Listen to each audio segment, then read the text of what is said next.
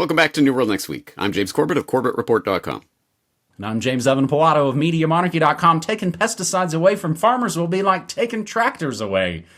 We've got that cancerous propaganda story, plus dire straits for dire wolves. But first, how a new axis called CRINK is working against America. An axis, like you might hear against some sort of allies, I suppose. An axis uniting China, Russia, Iran, and North Korea, dubbed CRINK by some Western officials, has emerged from the Ukraine war, a loose alliance united by a mutual disdain for a U.S.-led world order. That coalition's cooperation steadily deepened in the form of exchanged food, oil, arms, diplomatic support, military assistance in a manner designed to remain beyond the reach of Western sanctions. Now, President Trump's determination to end the war creates a moment of truth for the Entente. If he brokers a ceasefire, the bonds between the four could loosen. But a failure to do so, along with greater U.S. pressure on Iran and China, could unintentionally deepen this common market of autocracies, says John Park, a non-resident senior fellow at the Atlantic Council who focuses on Indo-Pacific security and economic statecraft. Statecraft, not witchcraft. Cooperation between the four nations, though, of course, isn't new. Russia and Iran, allied to support the Assad regime in Syria. Remember that? Man, time flies. While China has long been North Korea's main patron in Beijing, and Moscow's relationship has been deepening for years. But the war multiplied those ties and helped knit the quartet together. The four are, quote, promoting alternative systems to compete with the United States primarily in trade, finance, and security.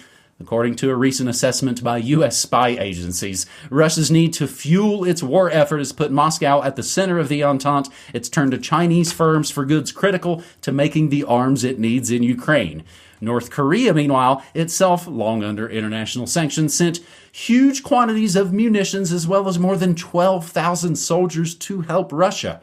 Ukraine said last month that half of Russia's ammunition now comes from North Korea.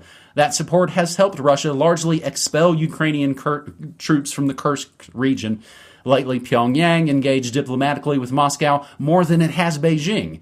Iran has provided Russia with drone expertise, giving it a critical boost in a conflict dominated by the use of unmanned aerial vehicles, killer death robots in the sky. Tehran has sent Shahed drones as well as blueprints and technical assistance for Russia to increase its own drone manufacturing. Military cooperation has gone hand in hand with economic ties. I will include a related The West Against the CRINK, China, Russia, Iran, and North Korea. That is on globalresearch.ca. James, another deadly world acronym. Exactly right, yeah. And, statecraft, not witchcraft. Also statecraft, not stagecraft, right? It's all the world's a stage. And, hey, we better populate it with these villains and dastardly organizations. So speaking of calling things by their right name, people might have seen I just posted up a Solutions Watch about that, about the importance of having the right name, calling things by what they are so that we better understand them in the world around us. Well, for years, people might have seen that I've been gesturing towards the battle lines for World War III are already drawn, and we already know roughly who's going to be on what side.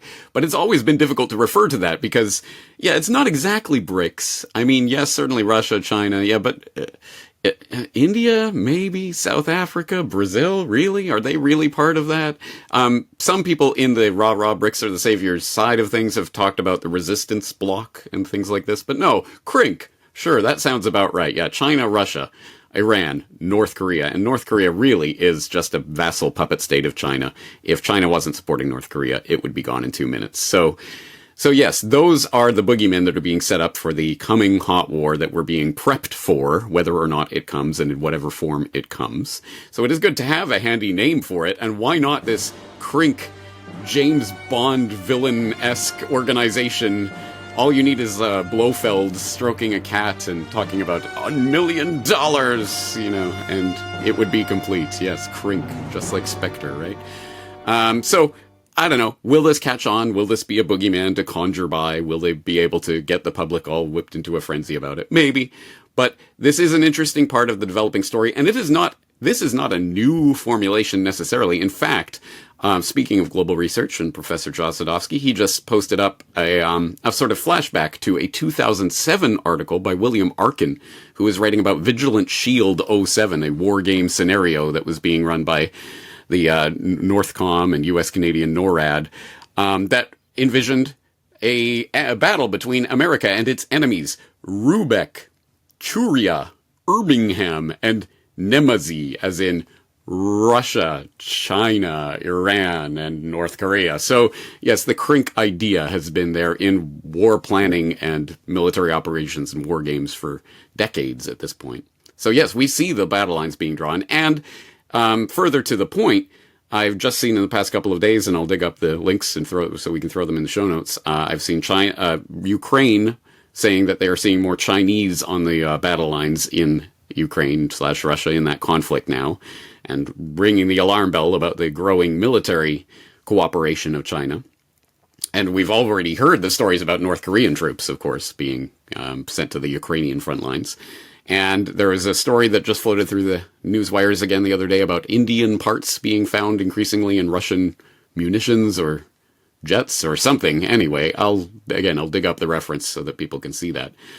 So there is clearly, yes, a growing alliance, but at the same time, are we seeing a reverse Kissinger? So this is something that I floated in my recent article on trade wars. You are not prepared. The idea being that back in 1970, when Kissinger secretly went to China to prep the way for Nixon to go to China, at the behest of Rockefeller, of course, what the strategy behind that was they were going to drive the wedge in that Sino-Soviet split, because the Chinese and the Soviets were different flavors of communists, and they didn't necessarily like each other. There was a split that was going on at the time. The idea was the U.S. would get closer to China and sort of lure them away from the Soviets to further isolate the real boogeymen of the Cold War, the Soviets. And that was the Kissinger maneuver.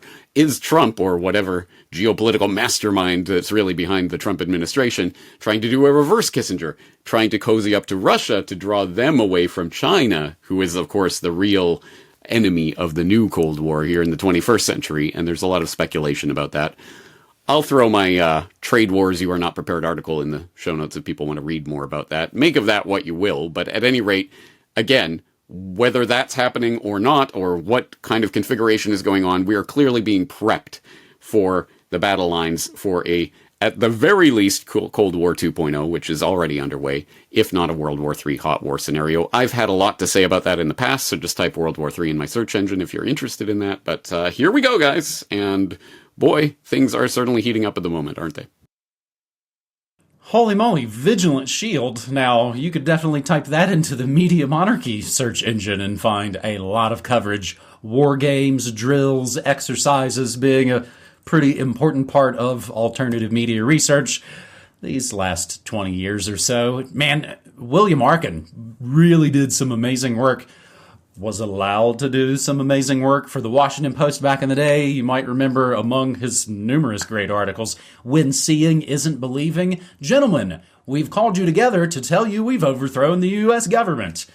All the, again, the TV fakery, the audio spotlights, all the technology they perfected decades ago. And, CRINK, bricks, resistance, blocks. Or it kind of reminds me of Cobra, another sort of world terror organization. That is our first story on this New World Next Week, episode 587. Our second story, I wouldn't have believed this had I not seen the pictures of the billboards myself. And again, give a huge thanks to Media Monarchy members Hybrid and Doodlebug for giving me the info on this story, because they were driving down the road and were like, oh my God, look at that billboard. Tennessee Republican bill would expand weed killer manufacturers' legal immunity.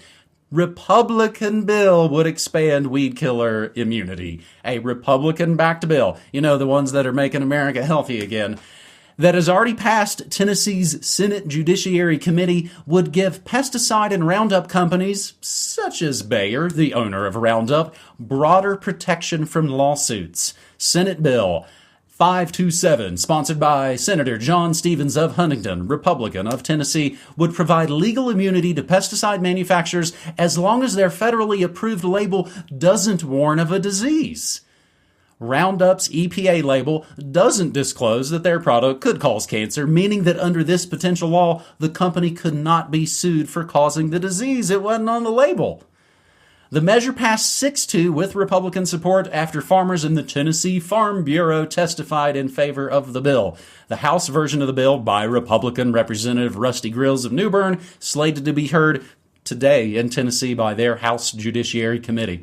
Kevin Hensley, a lobbyist for the Tennessee Farm Bureau. And again, if you want to talk about real subversion of democracy, just any lobbyist anywhere, lobbying on the behalf of corporations to subvert what the people's will in any election might have been. Kevin Hensley, a lobbyist for the Tennessee Farm Bureau, told lawmakers the bill would avert only cases involving product labels approved by the Environmental Protection Agency. So again, if they don't say this gives you cancer, it couldn't have possibly have given you all that cancer. He contended companies don't control what go on those labels. No, don't throw them in the briar patch. They have no say over the bills being written. Stevens agreed, saying manufacturers don't have an option on a label's wording and can't defend themselves against claims. They're put in an impossible situation on litigation costs, if nothing else. Won't someone please think of the cancer poison?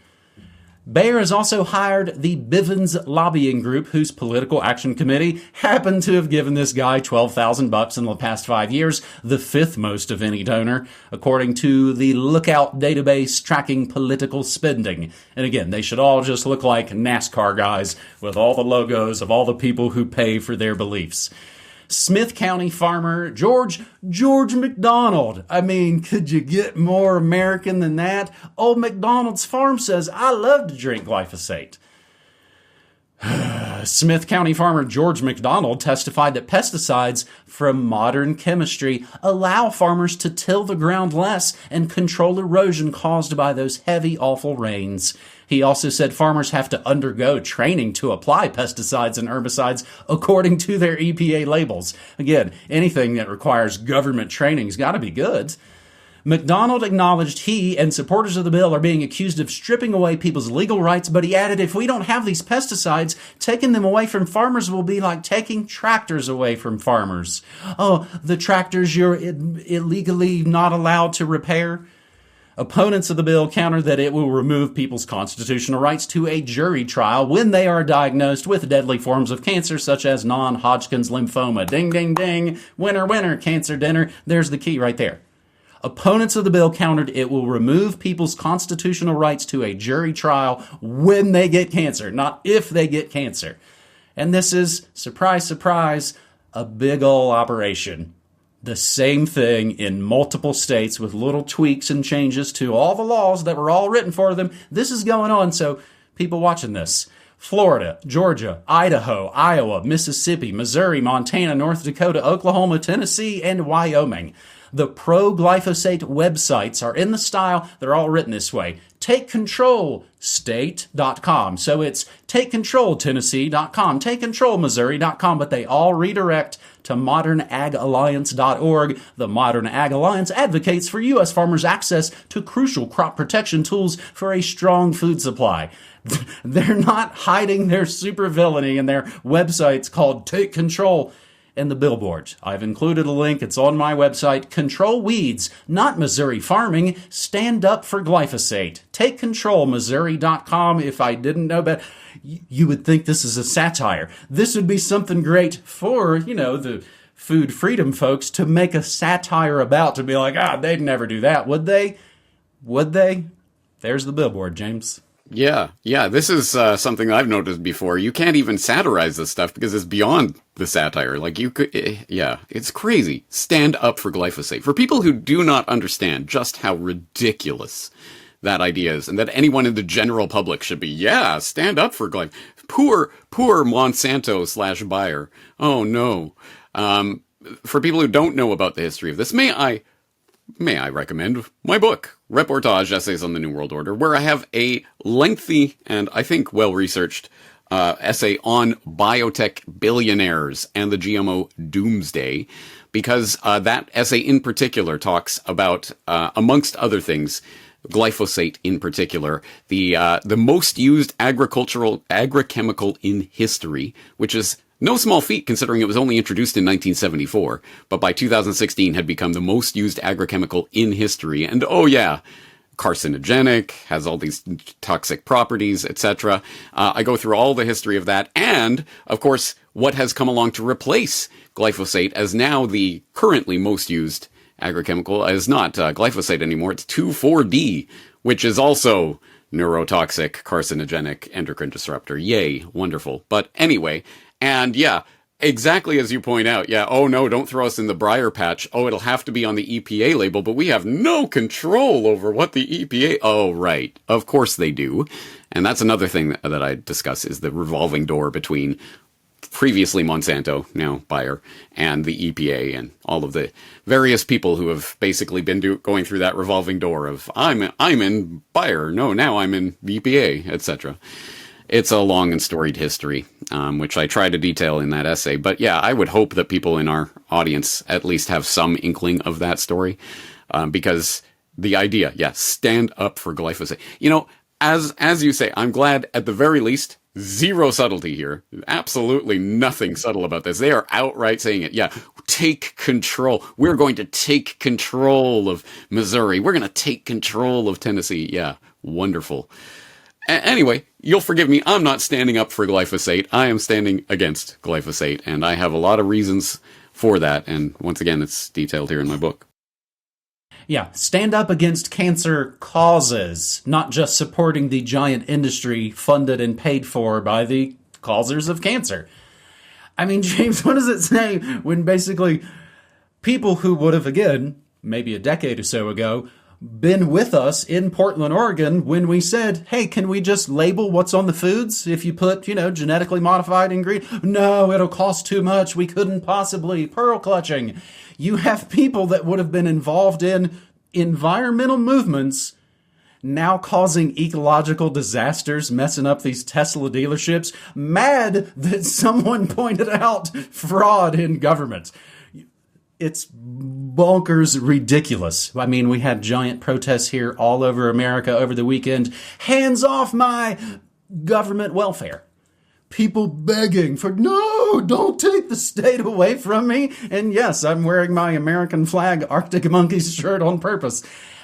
If I can throw in, James, I mean, it came up today. Do it. We love to do trivia in Media Monarchy. I think it's very fun.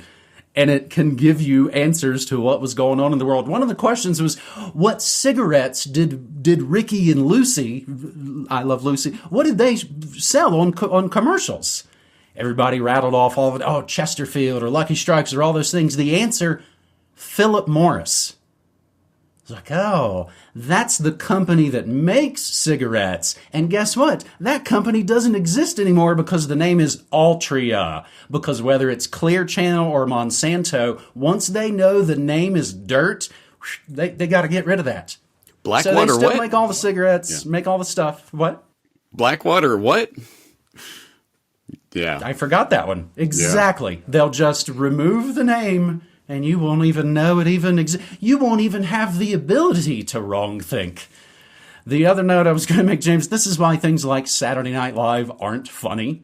Aside even from the culture war, wokeism, blah, blah, blah, blah, blah, it's low, dumb parody. We are living in high satirical times. Their old ways don't really work anymore to make you laugh. That's why funny pictures some dude made are much more cutting and much more satirical. Where do we go for our third and final story? Well, scientists genetically engineer wolves with white hair and muscular jaws like the extinct dire wolf. Good night, everybody. Science. We're all about coulda, not shoulda. 3 genetically engineered wolves. So will they be put on the popular 3 wolf moon shirt? 3 genetically... See, that's satire. 3 genetically engineered wolves that may resemble extinct dire wolves are trotting, sleeping, and howling in an undisclosed secure location in the U.S. Maybe that's what's howling in my backyard.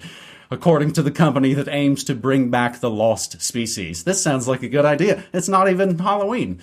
The wolf pups, which range in age from 3 to 6 months old, have long white hair, muscular jaws, already weigh in at 80 pounds, on track to reach 140 at maturity, researchers at Colossal Biosciences reported. Dire wolves, which of course is a band name, went extinct more than 10,000 years ago, much larger than gray wolves, their closest living relatives today. Independent scientists said this latest effort doesn't mean dire wolves are coming back to North American grasslands anytime soon. All you can do now is make something look superficially like something else. Well, if that isn't the statement that describes a lot of things in this world, all you can do now is make something that superficially looks like something else. In the movie theaters, on your dinner plate, on your fondle slab. Not fully revive extinct species, said Vincent Lynch, who sounds like the doorman in some horror movie. He's a biologist at the University of Buffalo who wasn't involved in any of this crap. So, of course, we talked to him. Colossal scientists learned about specific traits that dire wolves possessed by examining ancient DNA from fossils. Researchers studied 13,000-year-old dire wolf tooth unearthed in Ohio and a 72,000-year-old skull fragment found in Idaho, both part of Natural History Museum collections. Then scientists took those blood cells from a living gray wolf and used CRISPR to genetically modify them in 20 different sites, said Colossal's chief scientist Beth Shapiro. They transferred that genetic material to an egg cell from a domestic dog. When ready, embryos were transferred to surrogates, also domestic dogs, and 62 days later, squibbly blam, the genetically engineered pups were born. Colossal has previously announced similar projects to genetically alter cells from living species to create animals resembling extinct woolly mammoths, dodos, and others. And what will they have to genetically engineer later? A free, sovereign human being who doesn't go along with this crap? CRISPR genome editing and de-extinction from Colossal.com and the genetic technologies behind de-extinction. James, what problem is this solving? That's the question, isn't it? And I guess the problem that it's solving is the problem of, original substrate wolves, let alone original substrate humans, and whatever that actually means, what that distinction might even mean in our genetically engineered monstrosity future. Yes, what would an edition of New World Next Week be without a reminder of the increasingly dystopian hellscape that we are plummeting into at warp speed? So let me one-up you. Not just genetically engineered wolves, Boffin's 3D print artificial iris muscle that flexes both ways, which is from the register, as you can tell from Boffin's. Bioengineers have pulled together to get artificial muscles pulling in multiple directions, an important step towards using them in medical treatments and robots. Of course. Because muscles work in aligned pairs to straighten an arm. You contract your triceps as your biceps relax. Other muscles are arranged in more intricate patterns, such as the circular band of sphincter muscle in the iris that works with the radial dilator muscles to change the size of the pupil. Complex combos of muscles like those in the iris are thought to be what will turn lab-grown tissue from a promising idea into a tool with practical applications, ... And yes, of course, the artificial muscle in question is built from skeletal muscle cells genetically tweaked to flex under light simulation. So genetically engineered 3D printed artificial muscles are now a thing. Yay! Again, what can go wrong with all of this? And I think we see, of course, just like the brain chip, just like everything else, it's gonna make crippled people able to type again or whatever, and robots and transhumans and completely changing what it means to be human, etc., etc. I don't think we need to elaborate on the nightmare side of this and where it could be going, but anyway, it's good to know that it's already happening. This is not sci-fi fantasy. This is already starting. And yeah, maybe it won't work as they intend, but it's doing something and potentially changing the genome of life on this planet, which, I think might not be a good idea. What do you think, James? I think I will elaborate. I think maybe it'll be like a horror movie, and it'll devour all of them in the lab, and then, of course, it'll escape, and then regular, hard-working Americans will all have to come together to save the country from the government again. Can you fly a plane? Sure, you got one? James, I watched Mars Attacks again recently. Easily my favorite Tim Burton film and his last good one. Speaking of a good one, NewWorldNextWeek.com is your source to support Media Monarchy and Corbett Report, and indeed, I also got my own special autographed edition of Reportage. Corbett had to send it along when he sent me new vending machine toys from Japan. Very excited to dip into these. Man, this one is it's so dense. They pack so much into just one little thing, you guys. The vending machine game in Japan is pretty fantastic. It's not just beers. NewWorldNextWeek.com is not just the way to support our work, but again, to get the USBs, the DVDs, the books, the shirts, all the things that, again, kept us ad-free. You've never seen an advertisement, like we said. You've never seen us talking about some VPN. I use a VPN, but I don't need to be sponsored by one to bring you this kind of work that I have been bringing you for almost 20 years. James, this is my 20th anniversary year. Media Monarchy turns the big 2-0 this coming September 11th, of course. And it has been a wild, strange ride, I guess, is the best I can say about it. And that might be the best way to wrap up episode 587. Wild, strange ride is, yes. It's New World Next Week. It's these stories. It's the story of our previous couple of decades. Yeah, it's all of that. And I am going to practice my happy birthday for the Media Monarchy when we get there. Coming up in September, right? September 11th, right? Yep.